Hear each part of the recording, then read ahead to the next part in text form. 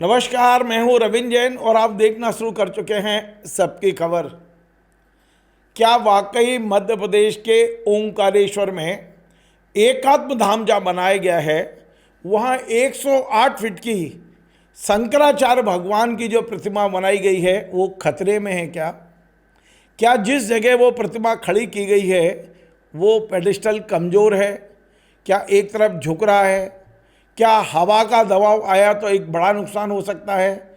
ये बात मैं इसलिए बोल रहा हूँ क्योंकि इस पूरे प्रोजेक्ट के जो प्रोजेक्ट डायरेक्टर हैं विश्वजीत बनर्जी, उन्होंने बाकायदा लोकायुक्त को चिट्ठी लेकर तमाम सारी बातें की हैं। ये सेक्रेटरी लोकायुक्त को जो पत्र लिखा है उसकी पूरी कॉपी मेरे हाथ में है। आज दैनिक भास्कर ने इस खबर को छापा है। हमने उसके बाद आज दिन भर इस खबर पर होमवर्क किया है और बहुत सारी जानकारी आपके लिए निकाल के लाए हैं। और केवल जानकारी निकाल कर नहीं लाए हैं, बल्कि हमने इस जो फील्ड डायरेक्टर हैं जिन्होंने तमाम आरोप लगाए हैं, इनका नाम है विश्वजीत बनर्जी, उन्हें कोलकाता में ढूंढा भी और उनसे वीडियो कॉन्फ्रेंस में बात भी की है। आज मैं पूरा सुनाऊंगा, लेकिन उसके पहले इतना बता दूं कि जिस तरह हमने पिछले दिनों महाकाल कॉरिडोर में मूर्तियों को उड़ते और गिरते देखा था, क्या वही हाल ओंकारेश्वर में होने वाला है? क्या टूरिज्म डिपार्टमेंट ने कोई सबक नहीं लिया है? क्या वाकई ये जो सबसे विशाल प्रतिमा खड़ी की गई है और पूरे देश और दुनिया में इसका प्रचार किया गया, क्या वो प्रतिमा खतरे में है? केवल और केवल ये जो प्रतिमा खड़ी की गई है ये चाइना से बनवाई गई है। लगभग 200 करोड़ रुपए का इसकी कॉस्ट आई थी। पूरा प्रोजेक्ट जो है वो लगभग 2300 करोड़ रुपए का है। बहुत सारी चीज़ें हैं, लेकिन मैं बता दूं कि सबसे पहले आपको बता दूं कि इस समय बड़ा हड़कंप सा मच गया है, क्योंकि इस पूरे प्रोजेक्ट के जो प्रोजेक्ट डायरेक्टर थे विश्वजीत बनर्जी, उन्होंने तमाम आरोप लगाए हैं। उन्होंने कहा है कि वहाँ अनियमितताएँ हुई हैं, उन्होंने कहा है कि वहाँ मनमर्जी हुई है, और उनका ये भी कहना है कि ये जो प्रतिमा बनाने से पहले तय हुआ था कि 140 से 170 किलोमीटर की स्पीड से जो हवाएं बहेंगी उन्हें सहन करने की ताकत होगी इस प्रतिमा में। लेकिन आप चेक करा लीजिए, ये 120 किलोमीटर प्रति की स्पीड से जो हवा चलेगी उसे भी सहने की ताकत नहीं है। मैं नहीं बोल रहा हूँ, ये सारी चीज़ें उन्होंने लिख के दिया है। आज मैंने उन्हें तलाशा, वे कोलकाता में थे, मैंने उनसे बात भी की है और उनका ये कहना है कि इस पूरे प्रोजेक्ट की जांच किसी आईआईटी से करा लो, आप चाहे अहमदाबाद आईआईटी से करा लो, मद्रास आईआईटी से करा लो और एक्सपर्ट से करा लो, आपको सारी खामियां सामने आ जाएंगी। उन्होंने कहा कि मैं व्यक्तिगत किसी पर कोई आरोप नहीं लगा रहा हूं, लेकिन सीबीआई और लोकायुक्त को पत्र लिखने का उद्देश्य यह है कि इस प्रोजेक्ट में बहुत सारी खामियां हैं। उन्होंने कहा कि मेजर एंडमन कीन करके कोई एक सज्जन है जो बिना अपॉइंटमेंट लेटर के इस पर पूरा इंटरफेरेंस कर रहे थे। उनका ये भी कहना है कि उनका इकलौता बेटा विकलांग है और उस बेटे के विकलांग में उनको आवश्यकता है पैसे की, लेकिन जैसे ही उन्होंने ये शिकायतें की टूरिज़्म ने उनको हटा दिया। जो मध्य प्रदेश राज्य पर्यटन विकास निगम जो है उसने इनकी सेवाएं समाप्त कर दी और 9,60,000 रुपये उनके नहीं दिए हैं आज तक। बहुत सारी चीज़ें हैं। मैं सबसे बड़ी बात यह कि आज इस संबंध में तमाम सारे जो दस्तावेज हैं वो मैंने इकट्ठे कर लिए। ये सारी चीज़ें, पूरी फाइल हैं, ये मेरे हाथ में हैं आज। और इस संबंध में आगे बढ़ने से पहले मैं चाहता हूँ कि इस पूरे प्रोजेक्ट के बारे में आप खुद विश्वजीत बनर्जी से समझिए। उन्होंने टेक्निकल चीज़ें बताई हैं, लेकिन उनको सुनवाने से पहले एक बात बता दूं कि कोलकाता में रहते हैं और उनका कहना है कि जीवन में मैंने सिर्फ और सिर्फ एक प्रोजेक्ट भारत में किया है, और वो भी केवल जो ओंकारेश्वर में है। उनके जितने भी प्रोजेक्ट किए हैं, हज़ारों करोड़ के प्रोजेक्ट वो बता रहे हैं, वो उन्होंने विदेश में किए हैं, नाइजीरिया में किए हैं, तमाम प्रोजेक्ट किए हैं, लेकिन जो इंडिया में उन्होंने प्रोजेक्ट किया है उससे वो खुद संतुष्ट नहीं हैं। तो चलिए मैं सीधा जोड़ता हूं विश्वजीत बनर्जी से, आप उनसे समझिए कि इस पूरे प्रोजेक्ट में क्या कमी है। सुनिए बनर्जी साहब, आज जो कुछ अखबार में छपा है हमने दैनिक भास्कर में पढ़ा है और आपके नाम का उल्लेख किया है। ये भी कहा गया है कि आप पिछले 6 महीने से लगातार शिकायत कर रहे हैं। आपने सीबीआई को शिकायत की, लोकायुक्त को शिकायत की और आपने मध्य प्रदेश के मुख्य सचिव को भी शिकायत की। आप संक्षेप में जरा मेरे दर्शकों को समझाइए पूरा मामला क्या है। मैं आपको समझाता हूँ सर। ये जो इकहत्तरधाम प्रोजेक्ट है, इसका 2 पार्ट है। एक है ईपीसी 1 जहाँ जी पे स्टैचू स्ट्रक्चर है, जी एंड दूसरा है ईपीसी 3 जहाँ जी पे म्यूजियम का कॉम्प्लेक्स बन रहा है। जी तो ये म्यूजिक स्टैचू का काम खत्म हो गया, जी मतलब माने ओनली स्टैचू पार्ट खत्म हो गया, जी पत्थर का काम बाकी है। जी एंड ये जो ईपीसी 2 का दैट इज म्यूजियम का काम जब खत्म हुआ, तो इसका जो कॉन्ट्रैक्टर है, तो इन्होंने जो डिजाइन दिया, और एमपीएसटीडीसी मध्य जी प्रदेश स्टेट टूरिज्म डेवलपमेंट कॉर्पोरेशन जी टेंडर में जो ड्राइंग दिया है, जी तो वो आर्किटेक्चर का प्लान मुताबिक एक 2 माह के जो मेन पेडेस्टल है जिसको शंकरस्तंभ बोला जाता है, वो जी शंकरस्तंभ में जाके जोड़ता है। जी तो ये Madhya Pradesh state tourism corporation का जो प्रोजेक्ट डायरेक्टर कर्नल अनुपम गुप्ता, तो उन्होंने मेरे को रिक्वेस्ट किया था कि मैं एक स्ट्रक्चरल इंजीनियर हूँ, आप ये डिजाइन थोड़ा चेक कर लीजिए, क्योंकि उसमें बहुत सारी डिस्प्यूट बहुत दिन से चल रहा था फॉर लास्ट 6 मंथ्स। ये पत्थर का डोम कैसे बैठेगा एंड संकष्टम लोड ले सकता है कि नहीं। तो मैंने बोला ये मेरे को एक इंटरनेशनल सॉफ्टवेयर है सर जिसका नाम है ई टैप, तो वो ई टैप्स में वो चेक करना पड़ता है। तो हमने प्रोजेक्ट डायरेक्टर को साहब को बोला कि आप मेरे को वो ई टैप फाइल शेयर कर दीजिए, तब मैं चेक कर सकूंगा इन एंटायरिटी। तो उन्होंने जब फाइल मेरे को शेयर किया, तो naturally sir as a structural engineer मैं ऊपर से स्टार्ट करूंगा, धीरे धीरे फाउंडेशन में जाऊंगा। तो मैं जब ऊपर का डिजाइन चेक करने लगा, मैंने देखा कि एक मेजर मेंबर, ये जो स्टैचू है सर, मल्टी मेटल स्टैचू है, दैट इज इसका जो अंदर का जो कोर है वो SS316L मतलब वेरी हाई ग्रेड यूज कर रहा है, क्योंकि इसका जो सर्विस लाइफ है वो 500 साल का है, एंड ये पॉल्यूशन में प्रोन नहीं है, दैट इज इसमें जंग वगैरह नहीं आएगा कभी। तो इसका 3 कंपोनेंट रहता है सर। एक प्राइमरी मेंबर रहता है जो मेन लोड लेता है, वो मेंबर को सपोर्ट करने के लिए एक मेंबर आता है जिसको सेकेंडरी मेंबर बोला जाता है, एंड सेकेंडरी मेंबर को सपोर्ट करने के लिए जो मेंबर है उसको टर्शियरी मेंबर बोला जाता है। जी तो मेन लोड जो है वो प्राइमरी मेंबर से निकलता है। तो हमने देखा ये हमारा जो कोड है, तो वो कोड में बोलता है, डिजाइन कोड में, ये इसका जो स्ट्रेस रेशियो है वो स्ट्रेस रेशियो हमेशा 1 का नीचे रहता है। एंड ऐसा इंपॉर्टेंट स्ट्रक्चर जहाँ पे 180 पेडेस्टल टॉप से है स्टैचू, तो यहाँ पे नॉर्मली स्ट्रेस रेशियो 0.85 का ऊपर जाना नहीं चाहिए। लेकिन वो पर्टिकुलर जो इम्पोर्टेंट मेंबर है, वो मेंबर का स्ट्रेस रेशियो आ रहा था 1.244।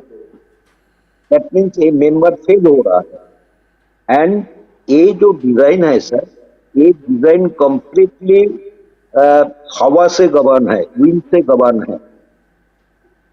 तो इतना हाई विंड के लिए ये जब डिजाइन हुआ था तब इसको एक टेस्ट बोलता है विंड टनल टेस्ट किया था। तो करने का बाद अगर विंड टनल का जो रिजल्ट है वो अगर डिजाइन में लिया होता तो ये मेंबर फेल नहीं होता। क्योंकि वो हायर इंटेंसिटी का विंड लोड दिखाता है, प्रैक्टिकल जो अ, होता है लैब में। जी जी। तो ये सबसे बड़ा कमजोरी है। तो ये हमने executive engineer NPSCDC, deputy director NPSCDC, then project director NPSCDC, managing director NPSCDC, then principal secretary NPSCDC, then Acharya Shankar Niyaz का जो चीफ एग्जीक्यूटिव ऑफिसर है, उनको भी मैंने ये अप्राइज किया। जब देखा इतना इम्पोर्टेंट स्ट्रक्चर जो नेशनल इम्पोर्टेंस है, as a citizen of India, ये मेरा ड्यूटी है सर। ये कहाँ पे मुझे कुछ डाउट लग रहा है, कुछ भी लग रहा है, तो इसको एस्केलेट किया जाए। एंड इसीलिए मैंने जो भी अथॉरिटी है, like chief secretary, chief minister and all other authority, उनको मैंने अपील किया कि आपने इसका ऊपर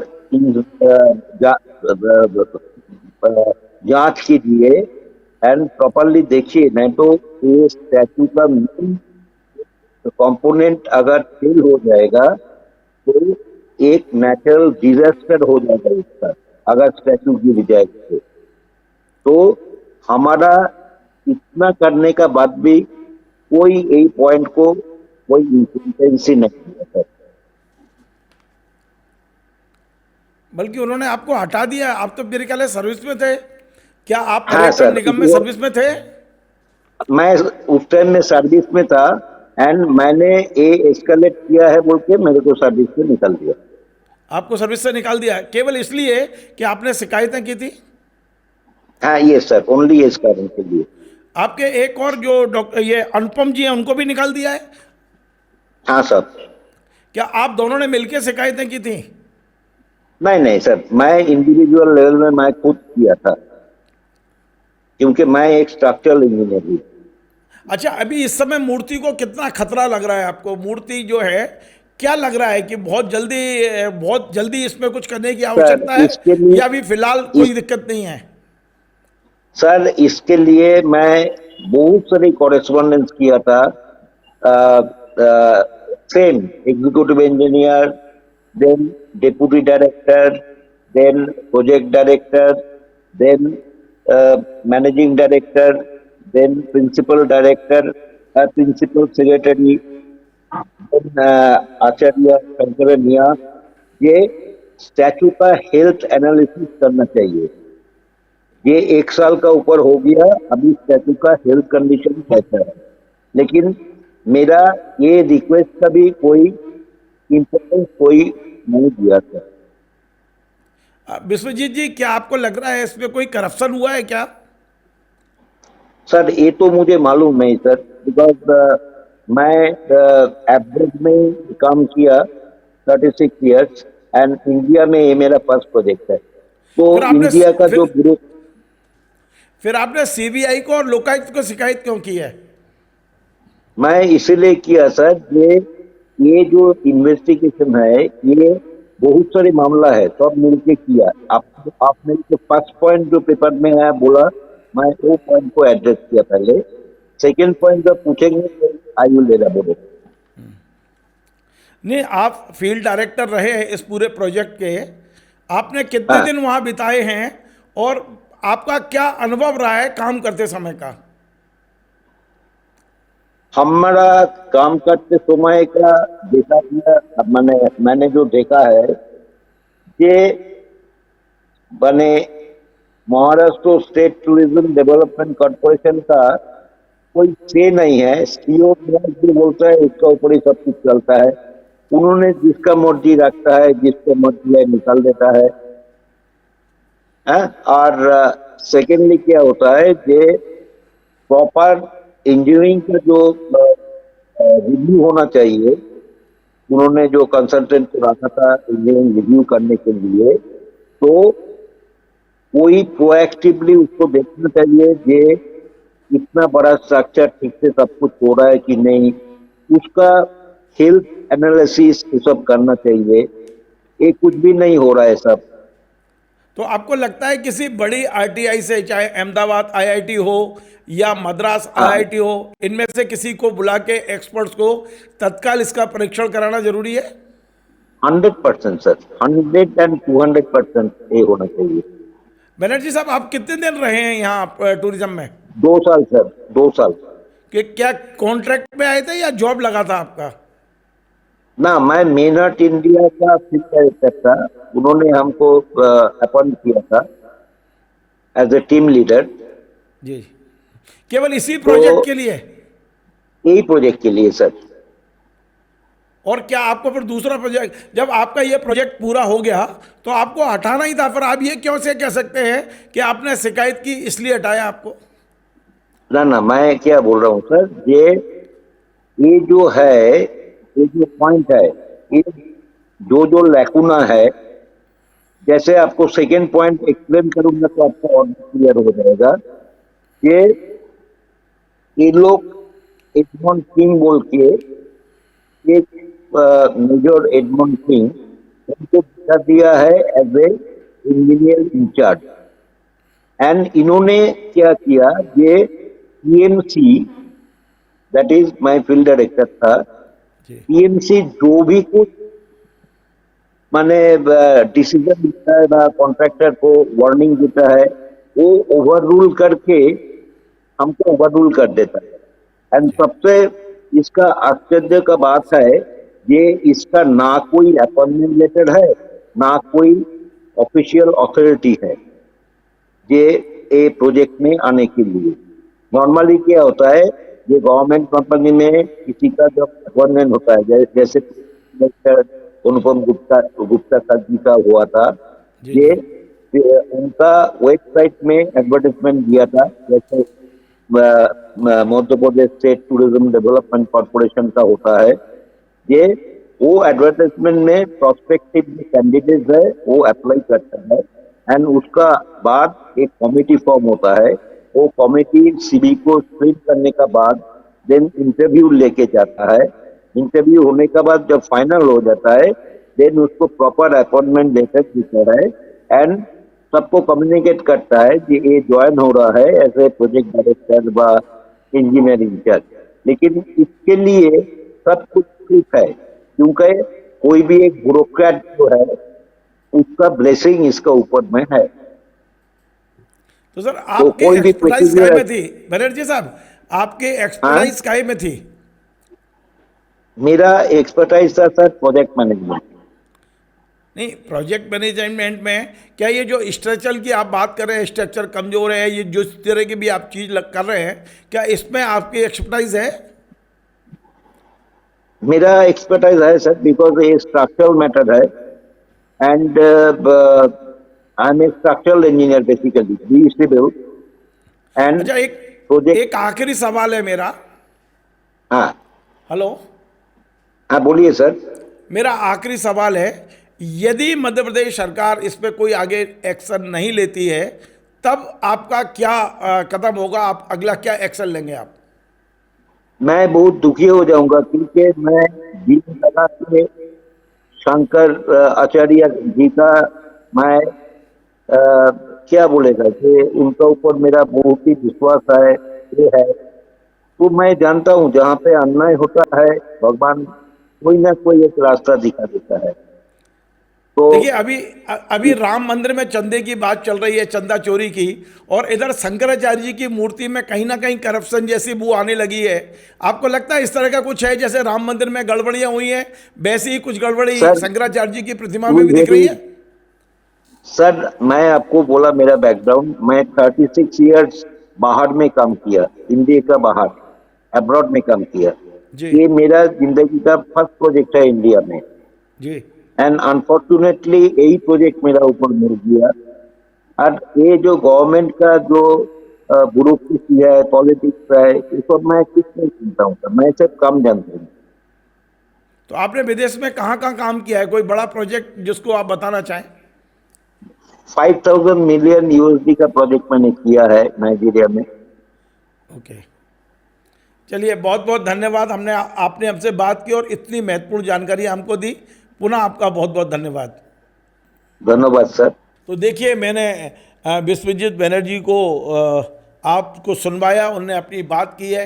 कहीं कहीं चूंकि केलकटा से मैंने उनको जोड़ा, कुछ ब्रेक हुई है, बातचीत हो सकता है कुछ शब्द आपके उसमें नहीं आए होंगे, लेकिन इतना बता दूं कि विश्वजीत इस लड़ाई को आगे लड़ने वाले हैं।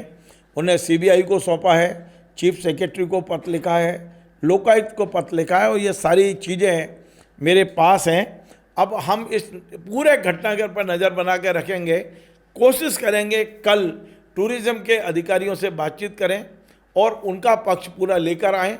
इसके अलावा हम ये भी कोशिश करेंगे कल कि आखिर कुछ अधिकारी टूरिज़्म को छोड़ना क्यों नहीं चाहते, कुछ आईएएस अधिकारी क्यों टूरिज़्म में कहना चाहिए कुंडली मारकर बैठ गए हैं। उन्हें आप कितना भी बड़ा पद दे दो, लेकिन टूरिज़्म नहीं छोड़ेंगे जब तक ओंकारेश्वर का 2300 करोड़ रुपए का प्रोजेक्ट पूरा नहीं हो जाएगा। आखिर लालच क्या है, इस पूरी तरह की खबरों पे हमारी नज़र है। लेकिन आज हमने आपको केवल और केवल इतना बता दिया है कि जो शंकराचार्य भगवान की मूर्ति है वो खतरे में बताई गई है। हम टेक्नीशियन नहीं हैं, हमें नहीं पता है कि कितना खतरा मूर्ति को है। अब जो टेक्निकल लोग हैं वो जांच करेंगे और वो बताएंगे कि विश्वजीत सच बोल रहे हैं या गलत। नमस्कार।